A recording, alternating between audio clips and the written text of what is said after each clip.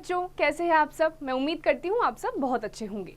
तो आज की कक्षा में हमने जो पिछली कक्षा में आधा भाग किया था उसी का बचा हुआ दूसरा भाग करेंगे। निश्चित रूप से यद्यपि जनसंख्याओं को घटने में एमटीपी की महत्वपूर्ण भूमिका है, इसका उद्देश्य जनसंख्या घटाना नहीं है। तथापि एमटीपी में भावनात्मक, नैतिक, धार्मिक एवं सामाजिक पहलुओं से जुड़े होने के कारण बहुत से देशों में यह बहस जारी है कि चिकित्सीय सग्भ्रता समापन को स्वीकृत या कानूनी बनाया जाना चाहिए या नहीं। तो अब ये जो आपके मेडिकल टर्मिनेशन है प्रेगनेंसी की, इससे पॉपुलेशन कंट्रोल तो हुआ है, लेकिन ये भी पॉपुलेशन कंट्रोल करने के लिए नहीं लाई गई थी। अब अलग अलग रिलीजियस, धार्मिक, अलग अलग लोकेशंस पे इनके रीजंस अलग अलग हो सकते हैं। अभी भी डिबेट चल रही है कि इसको कानूनी तौर पे लीगलाइज करना चाहिए या नहीं करना चाहिए, और ये उन कंट्रीज पे ही छोड़ दिया गया है। अब भारत में देखा गया है कि 1971 में इसको लीगलाइज कर दिया गया था। हॉस्पिटल्स, कुछ हॉस्पिटल्स ऐसे उनको सैंक्शन कर दिया गया था कि वो मेडिकल टर्मिनेशन कर सकते हैं प्रेगनेंसी का, लेकिन विद स्ट्रिक्ट इंस्ट्रक्शंस कि इसका गलत उपयोग नहीं होना चाहिए। जहां पर ज़रूरी है वहीं पे होना चाहिए, गैर कानूनी तरीकों से इस चीज़ को इस्तेमाल नहीं करना है। तो 1971 में भारत में तो कम से कम इसको लीगलाइज कर दिया गया है। चिकित्सीय सर्गभ्रता समापन क्यों? निश्चित तौर पर इसका उत्तर अनचाही सर्गभ्रताओं से मुक्ति पाना है, फिर चाहे वो लापरवाही से किए गए असुरक्षित यौन संबंधों का परिणाम हो या मैथुन के समय गर्भ निरोधक उपायों के असफल रहने या बलात्कार जैसी घटनाओं के कारण हो। इसके साथ ही चिकित्सीय सर्गभ्रता समापन की अनिवार्यता कुछ विशेष मामलों में भी होती है, जहां सर्गभ्रता बने रहने की स्थिति में मां अथवा भ्रूण अथवा दोनों के लिए हानिकारक अथवा घातक हो सकती है। अब ये जो मेडिकल टर्मिनेशन है, ये क्यों करा जाता है? इसके बहुत सारे आंसर्स हो सकते हैं, सबके अलग अलग रीजंस होते हैं ये करवाने के। या तो आपको अनवांटेड चाइल्ड है, आपको प्रेगनेंसी चाहिए ही नहीं, बलात्कार किसी का हो गया है, उसमें तो कुछ कर ही नहीं सकते, वहां पर ही मेडिकल टर्मिनेंसी देखा जाता है, मेडिकल टर्मिनेंसी देखा जाता है प्रेगनेंसी का। इसके अलावा आपकी बहुत सारे अलग अलग रीजंस हो सकते हैं कि लोग इसे करवाते हैं, यूज करते हैं। मल्टीपल रीजंस इसके हो सकते हैं। अब भ्रूण होता है दोनों के। अब ये जो चीज़ें होती हैं, मेडिकल टर्मिनेंसी होती है, ये आपकी बहुत ज़्यादा नुकसानदायक भी हो सकती है। किसके लिए? भ्रूण के लिए। भ्रूण यानी कि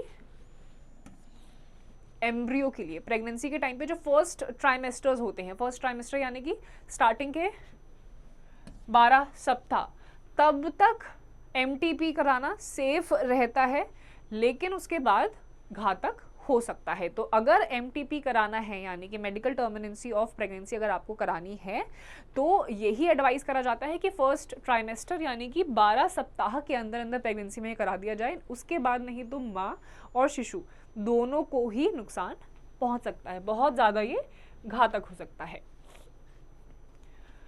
असुरक्षित होते हैं ये सारे के सारे जो तरीके हैं आपके, बहुत सारे सुरक्षित भी हैं बट काफ़ी सारे असुरक्षित भी हैं, जबकि कुछ ऐसे भी होते हैं जहाँ पे ये जानलेवा भी सिद्ध हो सकते हैं।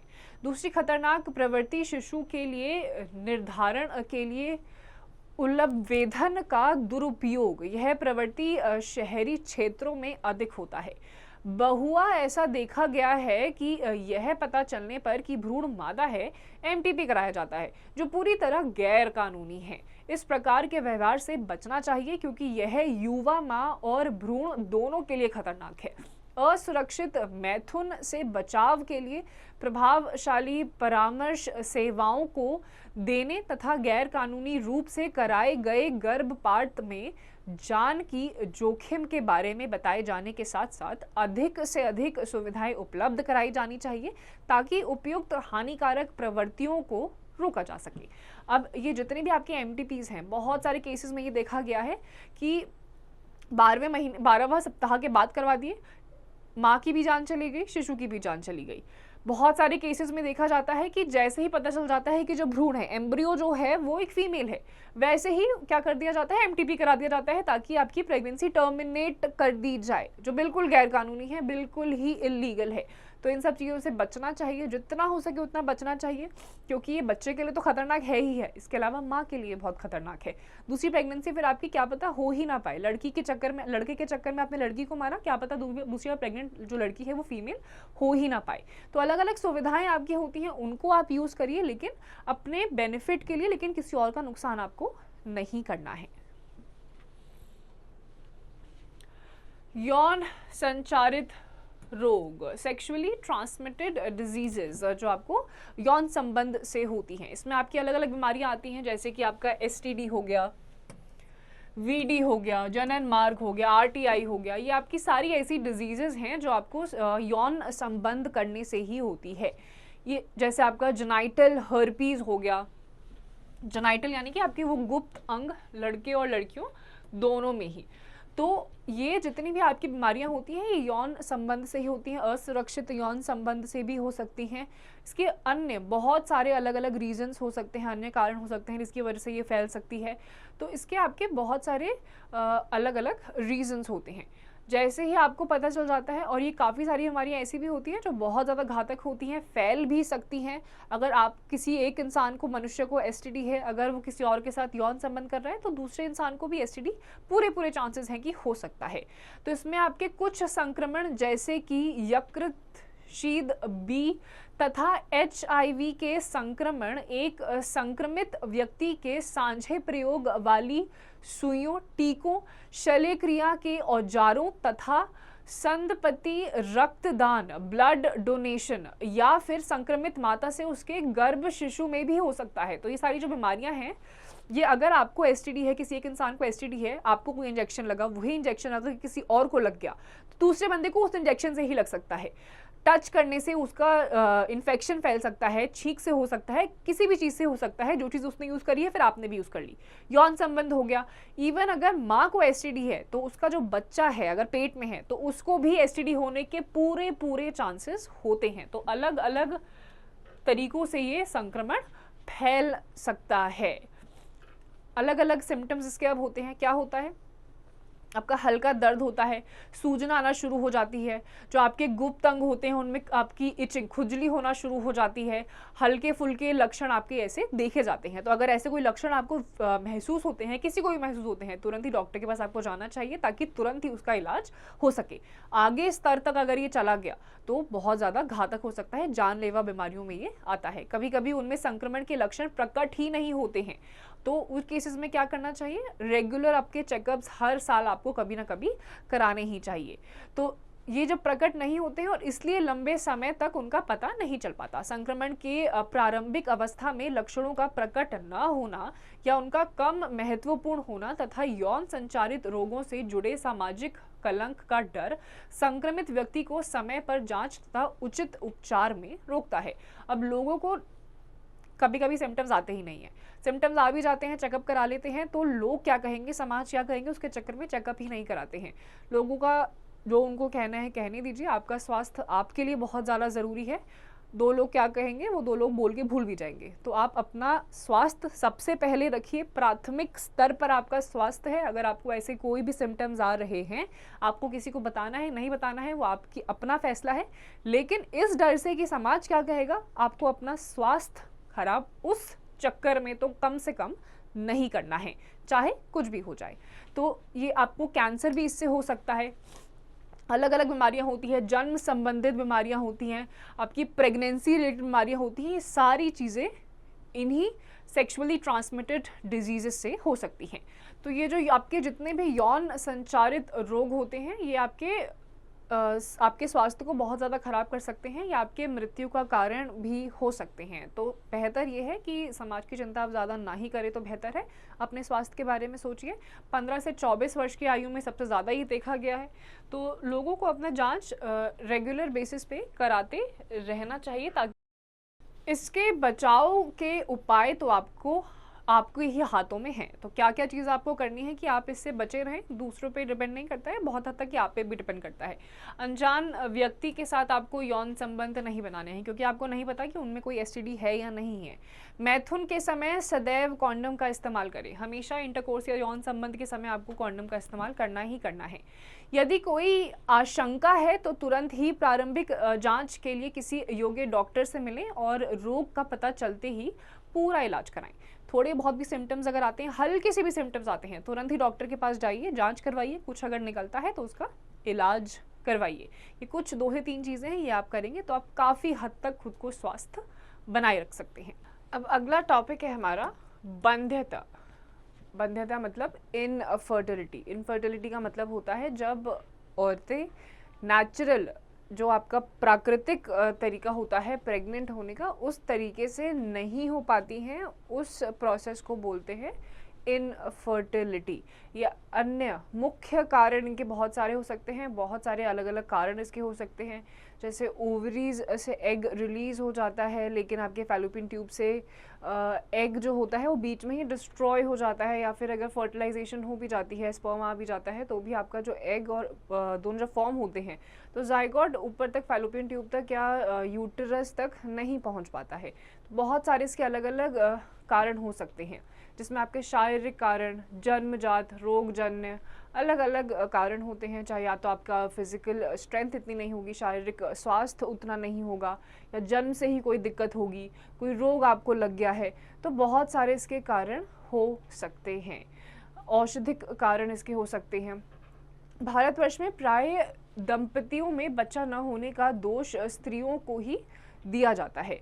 तो यहाँ पर ज़्यादातर आप क्या देखेंगे कि अगर भारतवर्ष में, ज़्यादातर इंडिया में ही देखा जाता है कि अगर कोई नहीं औरत बच्चा पैदा कर पा रही है तो उसका सारा का सारा दोष किसको, औरत के ऊपर ही डाल दिया जाता है।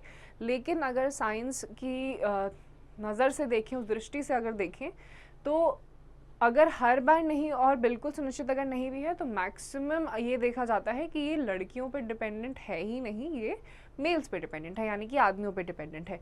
तो औरतों पे ब्लेम डालने का तो कोई तुक वैसे भी बनता ही नहीं है किसी भी केस में, किसी भी सिनेरियो में। तो ज़्यादातर यही देखा जाता है कि ये आदमियों की वजह से ही इस चीज़ में रुकावट ज़्यादातर देखी जाती है। तो यहाँ पे जहाँ ऐसे दोष को ठीक करना संभव नहीं है, वहाँ कुछ विशेष तकनीकों द्वारा उनको बच्चा पैदा करने में मदद की जा सकती है। ये तकनीक सहायक जनन प्रौद्योगिकियाँ ART कहलाती हैं। तो जहाँ पे नेचुरल तरीके से नहीं हो पाता है, वहाँ पर आपकी कुछ टेक्नोलॉजीज़ का यूज़ करा जाता है। ये टेक्नोलॉजी है आपकी सहायक, यानी कि हेल्प जनन प्रौद्योगिकियाँ, ये आपके रिप्रोडक्शन साइकिल में जो हेल्प करती हैं। अब पात्र निषेचन IVF, जिसे इंग्लिश में इन विट्रो फर्टिलाइजेशन भी कहा जाता है, अर्थात शरीर से बाहर लगभग शरीर के भीतर जैसी स्थितियों में निषेचन करवाया जाता है। इसमें क्या होता है, इसमें भ्रूण जो होता है, भ्रूण स्थानांतर जो होता है, ऐसा एक उपाय हो सकता है। अब इस विधि में क्या देखा जाता है, इस विधि में एक तो सबसे पहली बात यह है कि ये लोकप्रिय है और इसको ट्यूब बेबी के नाम से भी जाना जाता है। ऐसे जो बच्चे होते हैं उनको ट्यूब बेबी बोलते हैं। कारण क्या है इनको ट्यूब बेबी बोलने का, क्योंकि एक टेस्ट ट्यूब में लैबोरेटरीज में ये जो जायगोट होता है इसको बनाया जाता है। क्या इसमें जो पूरी की पूरी गतिविधियाँ होती हैं इस प्रकार से होती हैं, जो मेल होता है उनके स्पर्म्स को बाहर निकाला जाता है एक मेल बॉडी से, और अंडों को निकाला जाता है, अंडाणुओं को निकाला जाता है फीमेल बॉडी से, और लैबोरेटरीज में टेस्ट ट्यूब में फ्रीज करके उसमें अलग अलग टेक्निक्स को यूज़ करते हुए उसमें फिर जायगोट को बनाया जाता है। इस जायगोट को जैसे ही आपका ये जायगोट बनता है, फिर इसको ट्रांसफ़र करा जाता है आपके फैलोपियन ट्यूब में। वहाँ पर ट्रांसफ़र करने के बाद ये जब जैसे ही ट्रांसफ़र हो जाता है, that is why this is known as in vitro fertilization, और उसके बाद वो जो जायगोट होता है वो धीरे धीरे आपका शिशु में तब्दील होना, परिवर्तित होना शुरू हो जाता है। अब क्योंकि टेस्ट ट्यूब में इस बेबी का जायगोट बनाया जाता है, इस वजह से इसको टेस्ट ट्यूब बेबी भी कहा जाता है। जिन स्त्रियों में गर्भधारण की समस्या रहती है उनकी सहायता के लिए जीवे निषेचन इन वीवी फर्टिलाइजेशन स्त्री के भीतर ही युग्मकों का संलयन से बनने वाले भ्रूणों को भी स्थानांतर के लिए प्रयोग में लाया जा सकता है। ऐसे मामले में जहां स्त्रियां अंडाणु उत्पन्न नहीं कर सकती लेकिन जी निषेचन और भ्रूण के परिवर्धन के लिए उपयुक्त वातावरण प्रदान कर सकती है, उनके लिए एक अन्य तरीका अपनाया जा सकता है। इसमें दाता से अंडाणु लेकर उन स्त्रियों की फैलोपियन नलिका में स्थानांतरित GIFT कर दिया जाता है। तो जहां पर ये देखा जाता है कि मेल्स का स्पर्म निकाल दिया जाता है और जो फीमेल बॉडी होती है वो बाकी सारी चीज़ें करने के लिए सक्षम होती है, तो वैसा वातावरण प्रोवाइड कर सकती है। तो वहाँ पर उनकी फैलोपियन ट्यूब में स्पर्म्स को एंटर करवा के जाइगोट का फर्टिलाइजेशन करवाया जाता है। इसे बोला क्या जाता है? फैलोपी नलिका में स्थानांतरित GIFT। तो इस प्रोसेस से भी फर्टिलाइजेशन करवाया जा सकता है। इनफर्टिलिटी की केसेस में ये ज़्यादा देखा जाता है। प्रयोगशालाओं में ये जो भ्रूण बनते हैं या फिर ये भ्रूणों को बनाया जाता है, इसके लिए अंतःकोशिकीय शुक्राणु निक्षेपण ICSI दूसरी विशिष्ट प्रक्रिया है जिसमें शुक्राणु को सीधे ही अंडाणु में अंतःक्षेप किया जाता है। बाध्यता के ऐसे मामलों में जिनमें पुरुष साथी स्त्री को वीर्य संचित कर सकने की योग्य नहीं है अथवा जिसके सिखलित वीर्य में शुक्राणुओं की संख्या बहुत ही कम है, ऐसे दोष का निवारण कृत्रिम वीर्य सेचन AI तकनीक से किया जाता है। तो बहुत सारे केसेस में जहां पर ये जो शुक्राणु होते हैं उनको सीधे ही अंडाणुओं के साथ मिक्स कर दिया जाता है, बांध दिया जाता है। अब कुछ ऐसे केसेस भी आते हैं जिसमें जो पुरुष साथी जो होते हैं उनका जो शुक्राणुओं की संख्या होती है वो बहुत ही ज़्यादा कम होती है और संख्या कम होने की वजह से भी बंध्यता यानी कि इनफर्टिलिटी देखी जाती है। इस तकनीकी में पति या स्वस्थ दाता के शुक्र लेकर कृत्रिम रूप से या तो स्त्री की योनि में अथवा उसके गर्भाशय में प्रविष्ट किया जाता है। तो इन केसेस में क्या देखा जाता है, ये जो टेक्नोलॉजी यूज़ करी गई है इसमें मेल का स्पर्म लेते हैं और सीधे ही जो फीमेल की यूटरस होता है, जो गर्भाशय होती है, वहाँ पर उसको प्लेस कर दिया जाता है। इसे अतः गर्भाशय वीर्य सेचन IUI कहते हैं और इसी वजह से इसको क्या कहा जाता है, गर्भाशय वीर्य सेचन, क्योंकि सीधे ही जो स्पर्म होता है, शुक्राणु जो होते हैं उनको अंडाशय में अंडे के साथ डाल दिया जाता है फीमेल बॉडी के अंदर ही। यद्यपि बहुत सारे विकल्प उपलब्ध हैं किंतु इन सभी तकनीकों में विशेषीकृत व्यावसायिक विशेषज्ञों द्वारा एवं क्रियाओं हेतु अति उच्च परिशुद्धता पूर्ण संचालन हैंडलिंग की आवश्यकता होती है और ये बहुत महंगी भी होती है। तो बहुत सारे अलग अलग ऑल्टरनेटिव मेथड्स तो हैं ही, लेकिन उसके साथ साथ बहुत महंगे भी हैं, क्योंकि जितनी ज़्यादा हाई टेक्नोलॉजी का यूज़ होता है उतनी ही ज़्यादा वो महंगी भी ऑटोमेटिकली हो जाती है। इसलिए पूरे देश में फिलहाल ये सुविधाएं केवल कुछ शहरों में ही उपलब्ध है। स्पष्ट है कि इनके लाभ केवल कुछ सीमित लोग ही वहन कर सकते हैं। इन उपायों को अपनाने में भावनात्मक, धार्मिक तथा सामाजिक घटक भी काफ़ी निर्धारक होते हैं। इन सभी प्रक्रियाओं का अंतिम लक्ष्य संतान प्राप्ति है और भारतवर्ष में अनेक अनाथ और दीनहीन बच्चे हैं जिनकी यदि देखभाल नहीं की जाए तो वे जीवित नहीं रहेंगे। हमारा देश का कानून शिशु को कानूनी तौर पे गोद लेने की इजाज़त देता है और जो दंपति बच्चे की इच्छुक हैं उनके लिए संतान प्राप्ति का यह सर्वोत्तम उपाय है। तो ये सारी जो आपके महंगे हाई टेक्नोलॉजी वाले जैसे IVF हो गए या और भी बहुत सारी तकनीकें हो गई, अब क्योंकि ये महंगे हैं इस वजह से ये हर जगह पे उपलब्ध नहीं होते हैं। कुछ मुख्य शहरों पर ही इनको देखा जाता है जहाँ के लोग इसे अफोर्ड कर सकते हैं, करवा सकते हैं। इसके अलावा अगर कोई भी कपल जो दंपति जीवन व्यतीत कर रहा है, नहीं इन तकनीकियों के बावजूद भी बच्चा नहीं हो पा रहा है, तो हमारे देश में ऐसे बहुत सारे अनाथालय और ऐसे बहुत सारे बच्चे हैं जिनको परिवार की ज़रूरत है, देखभाल की ज़रूरत है। और हमारे देश में कानूनी तौर पे बच्चा गोद भी लिया जा सकता है। तो जिनका इस तौर पे बच्चे नहीं हो रहे हैं वो कानूनी तौर पे बच्चों को गोद ले सकते हैं, उनका भी भला होगा और उनको बच्चा भी मिल जाएगा। तो ये सबसे सर्वोच्चतम उपाय भी माना गया है। सारांश, तो इस चैप्टर में हमने कुल मिला के ये सारी चीज़ें पढ़ी, किस तरीके से आप ह्यूमन रिप्रोडक्टिव जो जितने भी ऑर्गन्स होते हैं उनको आप हेल्दी कैसे रख सकते हो, कैसे स्वस्थ रख सकते हो अपने रिप्रोडक्टिव लाइफ को और ऑर्गन्स को। इसके अलावा हमने बहुत सारी अलग अलग वर्तमान में भी आपने सरकारी और गैर सरकारी संस्थाएं देखी जो टाइम टाइम पे ऐसे इवेंट्स करवाती है, ऐसे ऑर्गेनाइजेशंस होती हैं जो बहुत सारे इवेंट्स ऑर्गेनाइज करवाती है अलग अलग लोकेशंस पे, जिसमें आपके ऑडियो विजुअल चीज़ें भी आती हैं जो अलग अलग गांव कस्बों तक ये जानकारी फैलाती हैं और ये जानकारी देती हैं लोगों को और महिलाओं को खासकर कि बहुत सारी बीमारियां हो सकती हैं। प्रेगनेंसी से पहले किन किन चीज़ों का ध्यान रखना होता है, प्रेगनेंसी के दौरान किन किन तरीकों को ध्यान में रखते हुए चीज़ें करनी होती हैं, और उसके बाद जब डिलीवरी हो जाती है तो खास करके माँ को बहुत ज़्यादा अपना ध्यान रखना होता है ताकि माँ और बच्चा दोनों ही सुरक्षित रहे और उनके स्वास्थ्य पे कोई असर ना पड़े। इसके अलावा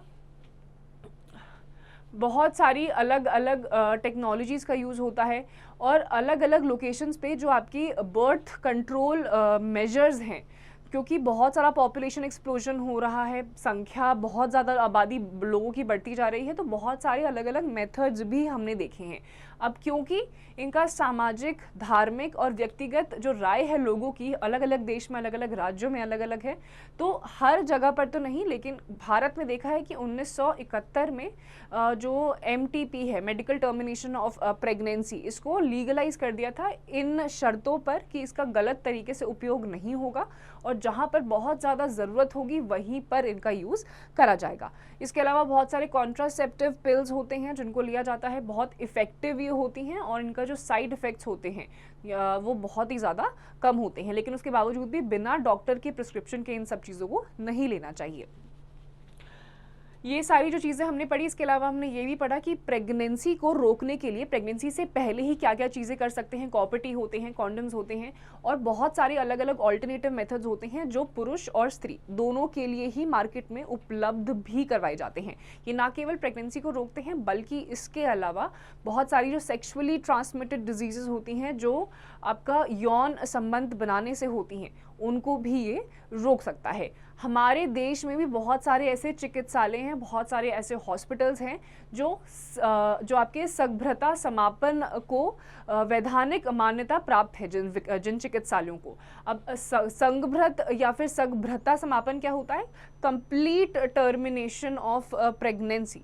और यहाँ पर क्या देखा गया, अगर आपको ये टर्मिनेशन करवाना भी है और उस टाइम पे आप प्रेग्नेंट हो तो फर्स्ट ट्राइमेस्टर यानी कि 12 सप्ताह से पहले पहले आपको ये कराना होता है। उसके बाद माँ और शिशु दोनों की ही जान को खतरा हो सकता है।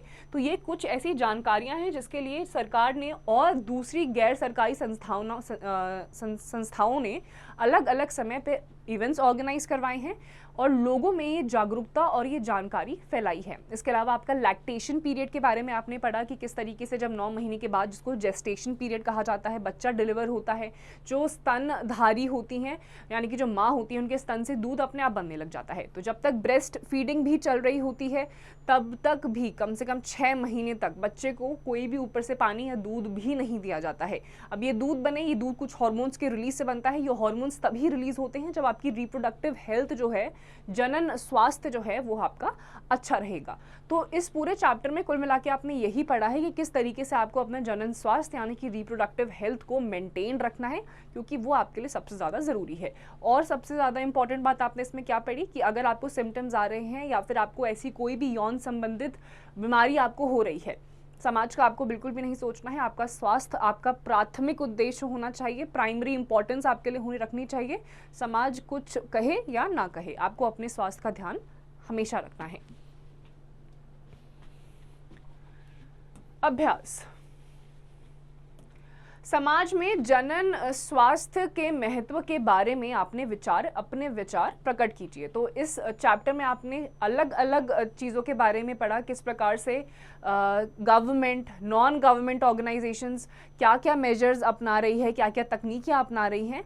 आपको अपने विचार, जितने भी चैप्टर पे आपको जो भी चीज़ें समझ में आई हैं इस अभ्यास में, आपको अपने शब्दों में ही प्रकट करना है कि आपके जनन स्वास्थ्य का क्या महत्व है, क्या इम्पोर्टेंस है, ये आपको खुद से बताना है। इसी प्रकार आपके बाकी सारे जो अभ्यास के प्रश्न हैं वो आपको खुद से करनी है।